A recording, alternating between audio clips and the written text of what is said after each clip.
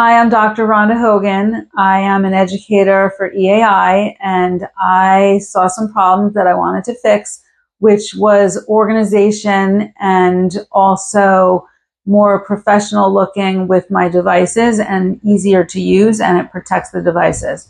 So my son and I sat down and designed some boards that he's 3D printing to hold the devices and manage them. So here's my cart setup, which I wheel up to the table when I'm treating a patient.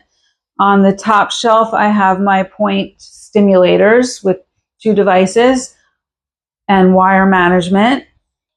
And on the second shelf, I have the .0 Select with the point detector, also in a 3D printed board.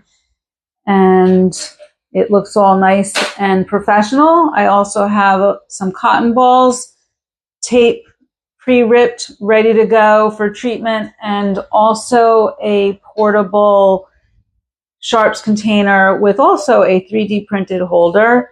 It even has magnets in it so that it doesn't fall over on the cart. And in next video, I will show you how I actually use these.